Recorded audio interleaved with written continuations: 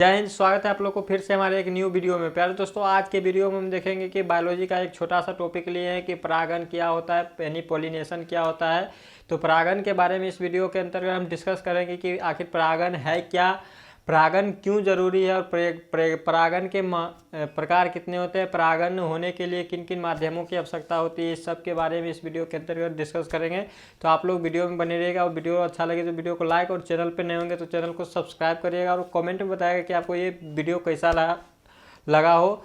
तो सबसे पहले हम पहला पॉइंट देखेंगे कि परागण क्या होता है। सबसे पहले तो हम परागण के ही लिए डिस्कस करेंगे कि परागण होता है क्या। देखिए, परागण होना क्यों जरूरी है और परागण क्यों होता है। किसी भी पुष्प, किसी भी जीव हो या वो पादप हो या जंतु हो, उसको क्या होता है, अपनी संख्या को बढ़ाने के लिए, अपनी जनसंख्या को वृद्धि करने के लिए उसको क्या होता है, पौधे को परागण की प्रक्रिया करना पड़ता है, मनुष्य में जनन की क्रिया करना पड़ता है। तो हर एनिमल, हर प्लांट में जो क्या कहते हैं जनन की प्रक्रिया होता है, अलग अलग मेथड्स होते हैं। तो इसी में एक आता है परागण। इन पौधे में परागण की प्रक्रिया होता है, तो किस माध्यम से होता है उसके अंतर्गत हम डिस्कस करेंगे। तो सबसे पहला होगा परागण। तो परागण देखिए होता है क्या। परागण मानिए कि हमारे पास एक पौधा है, जैसे ये एक पौधा है,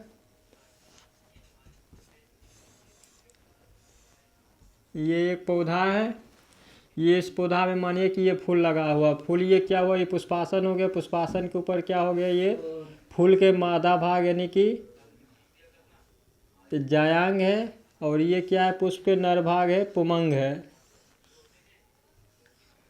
तो इसमें होता है कि एक और पुष्प बना दे, एक और फूल बना दे रहे हैं।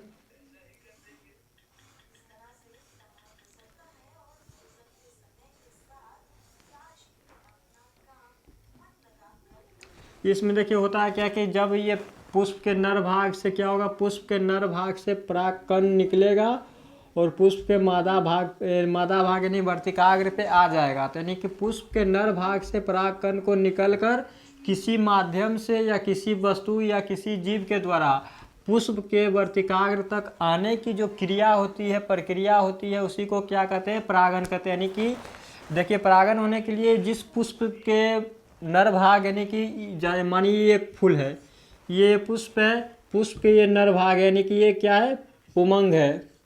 पुमंग है यानी कि पुष्प के नर भाग से परागकण निकला, जिस पुष्प से परागकण निकला और उसी पुष्प के वर्तिकाग्र यानी कि उसी पुष्प के मादा भाग के वर्तिकाग्र पे जाकर गिरा। या फिर ये भी हो सकता है कि इस पुष्प से परागकण निकला और दूसरे पुष्प के वर्तिकाग्र पे जाकर गिर जाएगा, ये भी परागण की क्रिया के अंतर्गत आएगा। और यह मानिए कि ये पौधा है, ये एक पौधा है, बगल में भी एक पौधा है, इसमें से क्या हुआ, परागकण निकला और इस पौधे से पौधे से पुष्प के नर भाग से परागकण निकलकर दूसरे पौधे के पुष्प के मादा भाग में जाकर गिर गया। ये भी परागण के ही क्रिया होता है। यानी कि इसका डेफिनेशन क्या होगा, डेफिनेशन होगा कि जब पुष्प के नर या ऐसे लिखिए, जब परागकणों का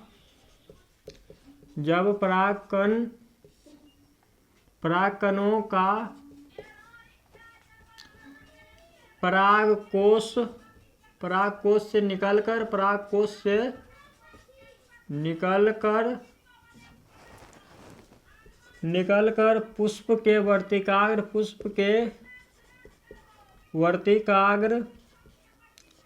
पुष्प के वर्तिकाग्र तक जाने की प्रक्रिया,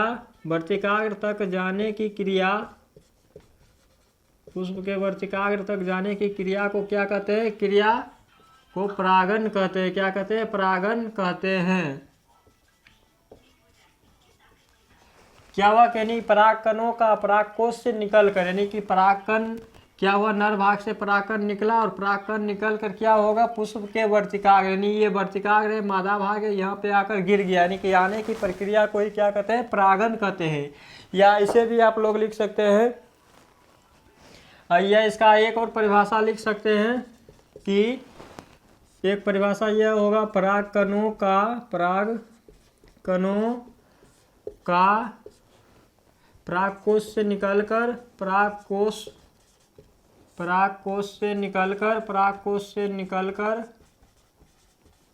निकलकर उसी पुष्प जिस पुष्प से परागकण निकला, जिस पुष्प के नर भाग से परागकण निकला, उसी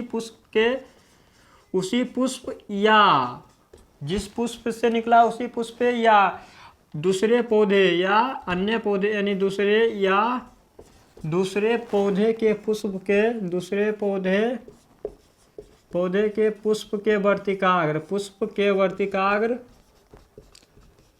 के वर्तिकाग्र तक पहुँचने की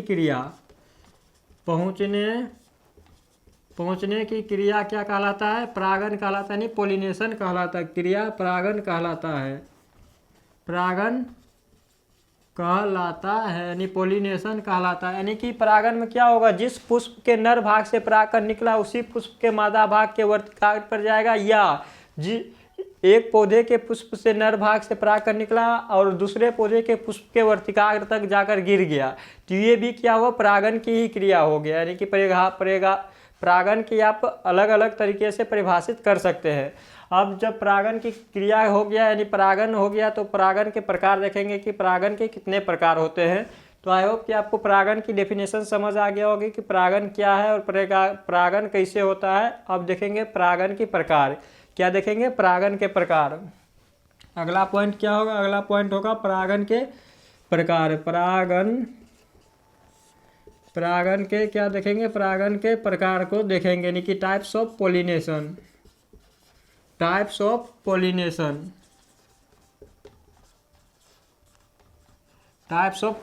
को देखेंगे। तो देखिए परागण के कितने प्रकार है, तो देखिए यहाँ पर देखिए परागण मुख्य रूप से कितने प्रकार के होते हैं। परागण मुख्य रूप से 2 प्रकार के होते हैं। कितने प्रकार के होते हैं? 2 प्रकार के होते हैं, यानी कि परागण 2 प्रकार के होते हैं। कितने प्रकार के होते हैं? परागण मुख्य रूप से कितने प्रकार के होते हैं? परागण मुख्य रूप से कितने प्रकार के होते हैं? मुख्य रूप से 2 प्रकार के होते हैं। मुख्य रूप से 2 प्रकार के होते हैं। 2 प्रकार के होते हैं। कौन कौन होता है? तो एक होता है सेल्फ पोलिनेशन, यानी कि स्वपरागण, यानी कि इंग्लिश में कहते हैं सेल्फ पोलिनेशन।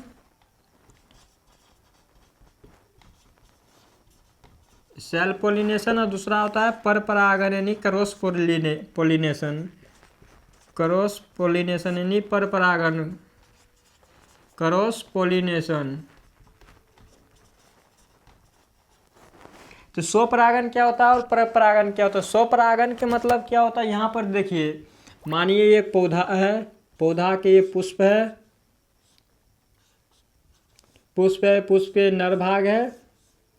यहाँ पर देखिए क्या होता है कि यहाँ से परागण निकला और परागण निकल के इसी पुष्प के वर्तिकाग्र तक पहुँच गया।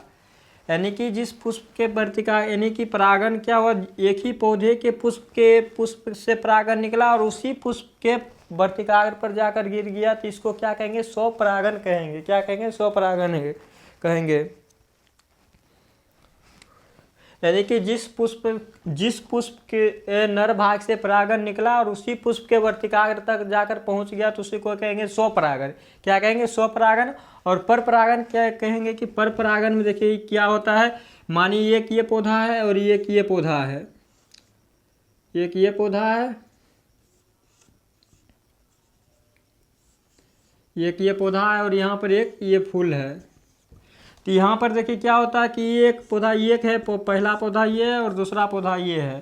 तो यहाँ से क्या होगा कि देखिए यहाँ से परागण निकला, यहाँ से परागण निकल गया, एक पौधे के पुष्प से परागण निकला और दूसरे पौधे के पुष्प के वर्तिकाग्र पे जाके पहुँच गया। यानी कि पौधा अलग अलग, फूल अलग अलग। यानी कि एक पौधे से परागण निकला और दूसरे पौधे के परागण पे जाकर गिर गया, तो इसको क्या कहेंगे? क्रॉस पोलिनेशन कहेंगे। क्या कहेंगे? पर परागण कहेंगे। क्या कहेंगे? पर परागण कहेंगे। आई होप कि आपको क्लियर हो गया होगा कि स्वपरागण किसे कहते हैं और परपरागण किसे कहते हैं। तो चलिए अब डेफिनेशन लिख लेते हैं कि परपरागण क्या है, स्वपरागण क्या है। स्वपरागण क्या होता है? स्वपरागण यानी कि सेल्फ पोलिनेशन। सेल्फ पोलिनेशन क्या होता है? सेल्फ पोलिनेशन की डेफिनेशन लिखिए। परागण की वह विधि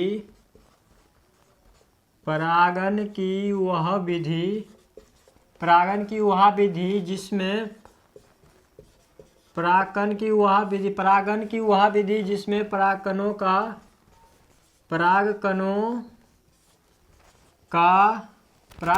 परागकोश से निकलकर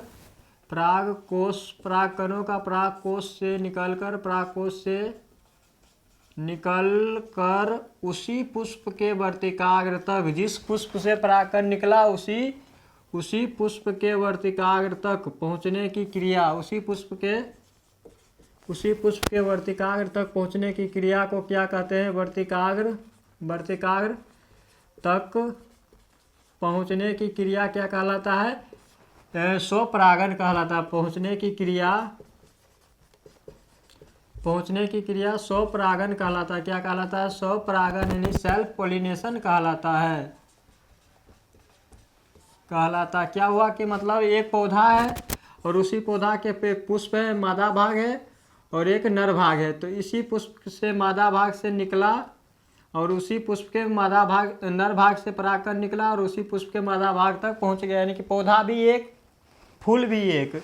तो इसको क्या कहेंगे? सेल्फ पोलिनेशन कहेंगे। क्या कहेंगे? सेल्फ पोलिनेशन कहेंगे। आई होप कि आपको क्लियर हो गया कि सेल्फ पोलिनेशन क्या। लिख लीजिएगा। तो देखिए उदाहरण क्या होता है, इसका उदाहरण किस में होता है? तो एक होता है सूर्यमुखी का पौधा, लिख लीजिए। सूर्यमुखी का जो फूल होता है उसमें क्या होता है? सेल्फ पोलिनेशन ही होता है। एक मटर का जो फूल होता है, मटर के भी फूल में क्या होता है? सेल्फ पोलिनेशन होता है। एग्जाम्पल में लिख लीजिएगा, सूर्यमुखी का फूल और मटर का जो फूल होता है उसमें सेल्फ पोलिनेशन देखने को मिलता है। उसके बाद अगला पॉइंट, अगला क्या था? अगला था परपरागण यानी क्रॉस पोलिनेशन। परपरागण क्या है? परपरागण यानी क्रॉस पोलिनेशन।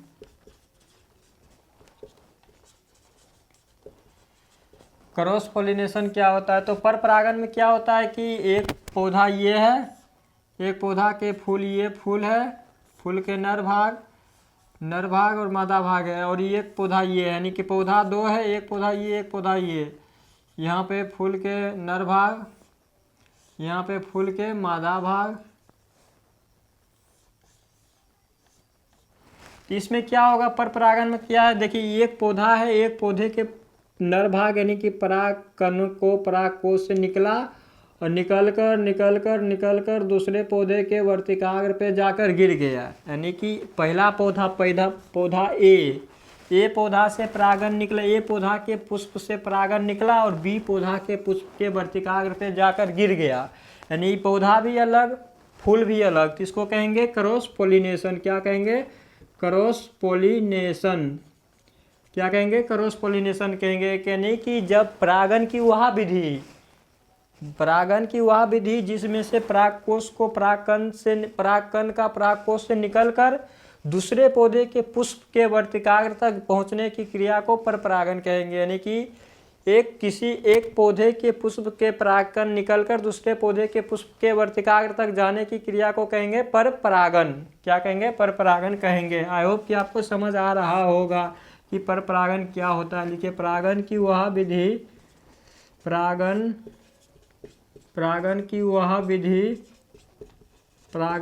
विधि जिसमें परागकोश से परागकण का निकलकर परागकोश से परागकणों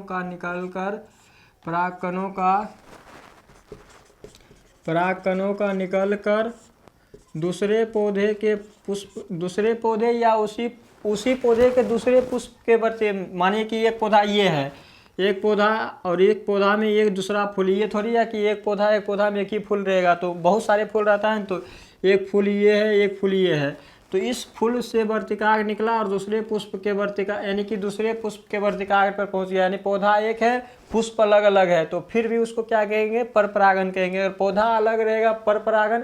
एक ही पौधा रहेगा, पुष्प अलग अलग रहेगा, फिर भी परपरागण। यानी कि परागण की वह विधि जिसमें परागकोश से परागकणों का निकलकर दूसरे पुष्प के वर्तिकाग्र तक पहुंचने की क्रिया क्या होगा? पहुँचने की क्रिया क्या कहेंगे? पहुँचने की क्रिया पर परागण कहलाएगा। क्या कहलाएगा? पर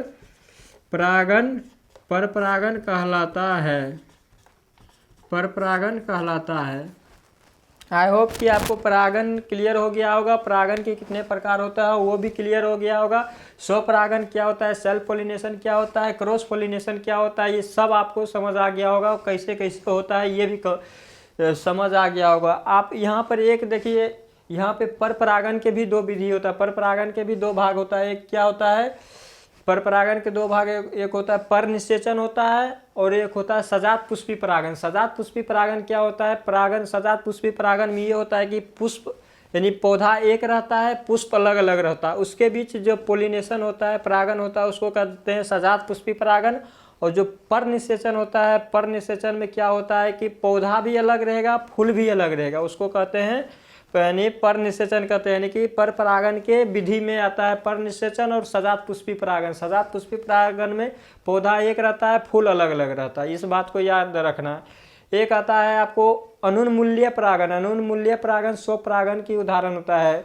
जब आप डिटेल में पढ़िएगा कि अनुन्मूल्य परागण क्या होता है, उन्मूल्य परागण क्या होता है। तो अनुन्मूल्य परागण उस पौधे में होता है जिसके पुष्प हमेशा बंद रहता है, पुष्प कभी खिलता नहीं है, उसमें अनुन्मूल्य परागण होता है। उसके बीच वो सेल्फ पोलिनेशन को कि डिनोट्स करता है, यानी सेल्फ पोलिनेशन को प्रदर्शित करता है, लेकिन वो होता है पर परागण की तरह दिखता है, पर परागण की तरह दिखता है, पर होता है उसमें स्वपरागण होता है। उसका पुष्प हमेशा बंद रहता है और उसके बीच में सेल्फ पोलिनेशन हो जाता है।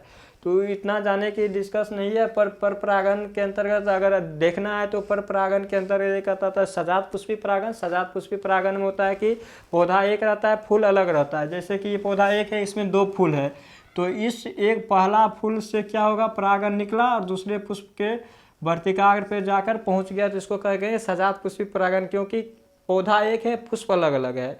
पर निषेचन में क्या होगा, पौधा भी अलग, फूल भी अलग, दोनों अलग अलग होगा, उसको पर निषेचन कहेंगे। तो आज के वीडियो में हम ये मिलेंगे नेक्स्ट वीडियो में, तब तक के लिए राधे राधे, बाय बाय।